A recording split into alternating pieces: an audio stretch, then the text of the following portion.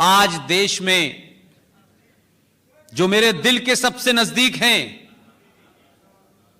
जो मेरे आइडियल हैं, जिनकी हाइट भी कम थी, उन्होंने बड़े बड़े की हाइट छोटी कर दी थी।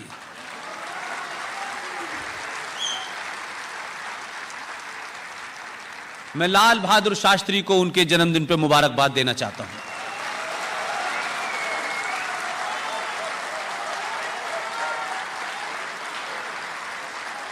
और दूसरी मुबारकबाद आपको इसलिए देना चाहता हूं कि आप ही के मुंबई के शहर में कुछ लोगों को डर लगता है, लेकिन एक शख्स को डर नहीं लगा। उस शख्स ने कहा कि 70 साल में बहुत सारी चीजें हुई हैं। उसने लाल बहादुर शास्त्री के बारे में 40 देशों से तथ्यात्मक रिपोर्ट और सारे डॉक्यूमेंट इकट्ठे करके एक फिल्म बनाई जिसका नाम है ताशकंद फाइल।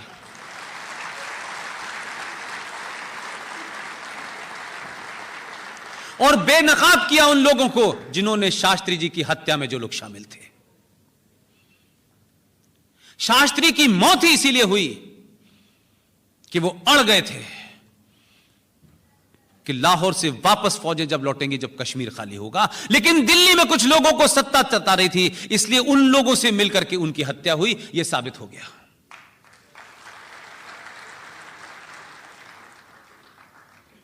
लिहाजा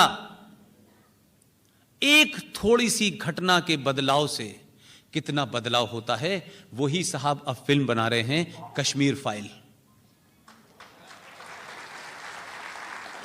कश्मीर में क्या क्या हुआ है यह जानकारी देश को नहीं है। मैं अपने इस पूरे 3 साल के सफर में इतनी चीजों को मैंने ढूंढा, इतनी चीजें निकल के सामने आती हैं।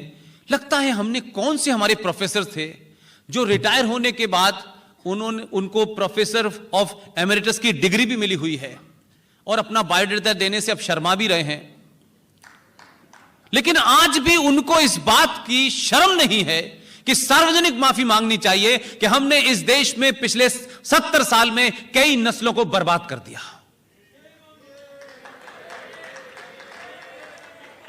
यह बात मैं इसलिए कह रहा हूं, एक जयप्रकाश नारायण नाम के एक लोकनायक थे। उन्होंने इस देश में एक पॉलिटिकल मूवमेंट चलाया और राजनीतिक किसी पद पे नहीं थे।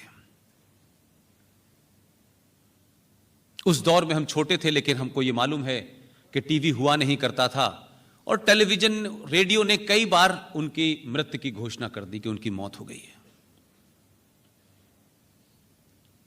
उनकी डेथ जब हुई ऑफिशियली, उसके कई दिन के बाद पार्लियामेंट में वो लोग आए जो उनके नजदीक थे। तो पार्लियामेंट में यह कहा कि क्या जयप्रकाश नारायण को श्रद्धांजलि दी जानी चाहिए। तो यकायक एक वर्ग जिनकी संसद प्राइवेट लिमिटेड थी वो खड़े हो गए। यह कैसे हो सकता है, वो तो सदस्य ही नहीं है। यह सवाल मेरे दिमाग में, मैं ओम यादव जी से सुबह कह रहा था, यह मेरे दिमाग में अटका हुआ है कई साल से, लेकिन आज निकल गया है। आपको ताज्जुब होगा, यह देश जयप्रकाश नारायण को पार्लियामेंट श्रद्धांजलि नहीं देती है क्योंकि वो मेंबर नहीं थे। मैं आपको एक घटना बताता हूं। 1960 में नेहरू जी देश के प्रधानमंत्री थे। माउंटबेटन साहब से उनकी नजदीकियों का आपको पता ही होगा। इसमें कोई छुपा नहीं है। उनकी, नेहरू जी की शान में कोई गुस्ताखी करने का मेरा एजेंडा नहीं है। मैं अपनी बात को रेफरेंस के लिए इस्तेमाल कर रहा हूं, एक रेफरेंस के लिए, क्योंकि किसी के निजी जीवन में 1 है, 2 है, 3 है, उसमें क्या करना है, वो निजी जीवन है किसी का, उस पर टीका टिप्पणी नहीं करनी चाहिए। मुझे यह नाम इसलिए लेना पड़ रहा है कि मुझे अपनी बात आप तक पहुंचानी है। माउंटबेटन साहब की पत्नी was fall in love with Nehru ji. तो नेहरू जी तो ऐसी बातों को रेसिप्रोकेट भी करते थे। ताज्जुब देखिए, 1960 में मलेशिया के अंदर किसी आइलैंड पर मैडम एडवीना की डेथ। आपको ताज्जुब लगेगा, यह चर्चा का विषय नहीं बना इस देश में कभी। मैडम एडवीना की डेथ पे नेहरू जी ने पार्लियामेंट में श्रद्धांजलि दी। यह किताब है और यह नेहरू और इंदिरा परिवार के सबसे निकट रहे कुंवर नटवर सिंह ने लिखी है, जो बाद के भारत के विदेश मंत्री थे और पाकिस्तान में हाई कमिश्नर थे। इसके पेज नंबर 42 पे इस घटना का जिक्र है। यह किसी आरएसएस के आदमी ने नहीं लिखी है, यह विश्व हिंदू परिषद के आदमी ने नहीं लिखी है कि उनकी शान में गुस्ताखी करने के लिए कुछ मनगढ़ंत डॉक्यूमेंट दिया हो।